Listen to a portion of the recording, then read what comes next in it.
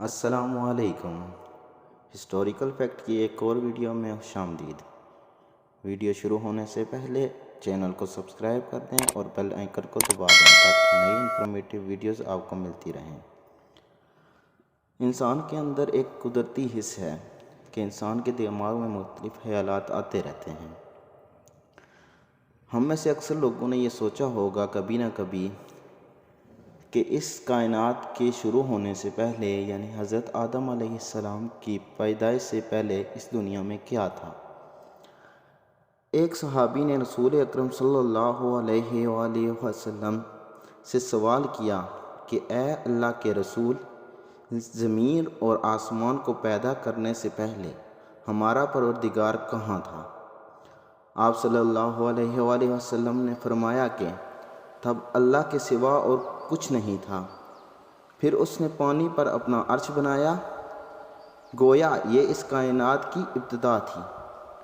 پھر اللہ نے قلم کو پیدا کیا اور اس کو حکم دیا کہ لکھ، اور قلم نے اللہ تعالیٰ کے حکم اور علم سے قیامت تک ہونے والا سب کچھ لوح محفوظ میں لکھ دیا۔ پھر آسمان اور زمین کی 6 دن میں تخلیق کی گئی۔ اس کی ترتیب جو ہمیں روایات سے پتہ چلتی ہے وہ کچھ یوں ہے کہ ہفتے کے دن مٹی یعنی زمین کو پیدا کیا۔ جب اللہ نے زمین بنائی تو وہ کانپنا شروع ہو گئی۔ پھر اللہ تعالیٰ نے اتوار کو پہاڑ بنائے تاکہ زمین کو سہارا مل جائے۔ پیر کے دن اس میں درخت اگائے۔ منگل کے دن تکالیف، مصیبتیں، جراثیم اور بیماریاں بنائیں۔ بدھ کے دن نور کو پیدا فرمایا۔ جمعرات کے دن زمین پر چوپائے بنائے اور ان کو زمین پر پھیلا دیا۔ اور جمعے کے دن کی آخری گھڑیوں میں یعنی عصر کے بعد آدم علیہ السلام کو پیدا فرمایا۔ گویا کہ اللہ تعالیٰ نے انسان کو پیدا کرنے سے پہلے اس کی آسائشوں کے لیے زمین اور اس کی ضرورت کی تمام اشیاء پیدا فرما دی تھیں، یعنی مخلوق کی ابتدا میں آخری نمبر پر انسان کو پیدا کیا گیا، اور نسل انسانی میں سب سے پہلی تخلیق حضرت آدم کی گئی تھی، یعنی وہ تمام انسانوں کے باپ ہیں۔ انسانوں کی پیدائش سے پہلے فرشتوں اور جنوں کی تخلیق بھی ہو چکی تھی۔ فرشتے اللہ تعالیٰ کی وہ مخلوق ہیں جن کا اصل ٹھکانہ آسمان ہے اور وہ زمین والوں کے لیے استغفار کرتے ہیں۔ فرشتوں کو نور سے پیدا کیا گیا جبکہ جنوں کی پیدائش آگ سے کی گئی، اور انسانوں کو مٹی سے بنایا گیا۔ ابلیس جو کہ شیطان تھا وہ بھی فرشتوں میں سے نہیں بلکہ جنوں میں سے تھا، اور اس کی تخلیق بھی آگ سے کی گئی تھی۔ کچھ اور روایات سے پتہ چلتا ہے کہ آدم علیہ السلام سے 2000 سال پہلے جنات پیدا کیے گئے تھے، اور جب وہ فتنہ فساد میں اس حد سے آگے بڑھ گئے تو اللہ تعالیٰ نے ان کی طرف فرشتوں کا ایک لشکر بھیجا اور ان میں خوب مار کا آرائی ہوئی، اور فرشتوں نے جنوں کو تہس نہس کر دیا اور وہ سمندر کے جزیروں پر پناہ لینے پر مجبور ہو گئے، اور آج تک ان کے رہنے کی وہی جگہ ہے۔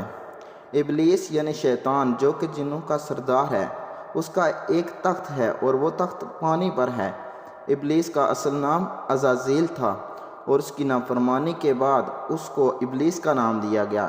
ابلیس کا وہ تخت حقیقت میں کس جگہ موجود ہے یہ ہم نہیں جانتے۔ جب اللہ تعالیٰ نے زمین کو انسانوں کے ذریعے آباد کرنا چاہا تو انسان کی تخلیق فرمائی، کیونکہ جنوں میں انسانوں کی نسبت فہم و فراست بہت کم ہے۔ جنوں میں سب سے زیادہ علم رکھنے والا جن انسانوں میں سے ایک 10 سالہ بچے کی عقل کے برابر وہ اپنی عقل رکھتا ہے۔ اللہ نے انسان کی تخلیق کر کے اس میں روح پھونکی، اور اللہ نے فرشتوں کو کہا کہ میں زمین پر اپنا نائب بھیجنے والا ہوں۔ فرشتوں نے اللہ سے پوچھا کہ ایسی مخلوق کو کیوں پیدا کرتا ہے جو زمین پر فساد کرے اور خون بہائے، اور ہم ہر وقت تیری تعریف اور پاکیزگی بیان کرتے ہیں۔ جس پر اللہ تعالیٰ نے فرمایا کہ جو کچھ میں جانتا ہوں وہ تم نہیں جانتے۔ فرشتوں کے اس سوال کے 2 مقاصد تھے۔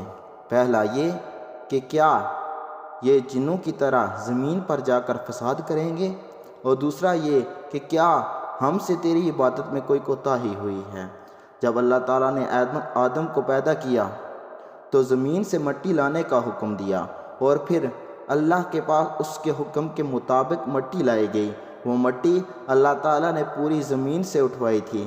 یہی وجہ ہے کہ آدم کی اولاد زمین کے مختلف رنگوں کی طرح ظاہر ہوتی ہے۔ اس مٹی کو پانی سے تر کیا گیا تو یہ تین بن گئی۔ قرآن مجید فرقان حمید میں یہ بعض جگہ تراب کا لفظ استعمال کیا گیا ہے یعنی خشک مٹی، اور بعض جگہ تین کا لفظ استعمال کیا گیا ہے یعنی تر مٹی۔ جب مٹی کو پانی سے بھگویا گیا تو وہ لیسدار ہونا شروع ہو گئی۔ پھر اللہ تعالیٰ نے خود اس مٹی سے انسان کا ڈھانچہ تیار کیا۔ انسانوں کی تخلیق اللہ تعالیٰ نے فرشتوں کے سپرد نہیں کی بلکہ انسان کو خود بنایا۔ اس کے بعد ایک مقررہ مدت تک اس کو چھوڑے رکھا، یہاں تک کہ وہ گیلی مٹی خشک ہو گئی اور اس کا رنگ سیاہ ہو گیا، اور اس حد تک اس کو رہنے دیا کہ اس سے بدبو آنے لگی۔ پھر وہ خشک مٹی جو کہ کھنکھناتی مٹی ہو گئی تھی، اور آخر میں اس میں آگ کی طرح پکی ہوئی مٹی کا روپ نظر آنے لگا۔ تخلیق آدم اللہ تعالیٰ کا ایک کرشمہ ہے۔ انسانوں کو ایک بہترین شکل میں بنایا گیا۔ اس وقت انسان کا قد بہت لمبا تھا اور ان کے بعد آنے والوں لوگوں کے قد کم ہوتے چلے گئے۔ انسانوں میں سب سے لمبا قد حضرت آدم علیہ السلام کا تھا۔ ایک روایت میں حضرت آدم علیہ السلام کا قد 60 ہاتھ بیان کیا گیا ہے۔ جب اللہ تعالیٰ نے انسان کا ڈھانچہ خشک ہونے کے لیے رکھا تو ابلیس اس کے ارد گرد چکر کاٹنے لگا۔ وہ اس کو ٹھوکر مارتا تو ایسی آواز آتی جیسے کسی خالی مٹکے سے آتی ہے، اور اس نے دیکھا کہ یہ ڈھانچہ پیٹ والا ہے تو وہ سمجھ گیا کہ یہ مخلوق خود پر قابو نہیں رکھ سکے گی۔ آدم میں روح ڈالنے سے پہلے فرشتوں کا گزر اس کے ڈھانچے کے پاس سے ہوا تو وہ گھبرا اٹھے، اور ابلیس بھی اس ڈھانچے کے پاس سے گزرتا تو ٹھوکر مارتا کہ تجھے کسی خاص مقصد کے لیے بنایا گیا ہے۔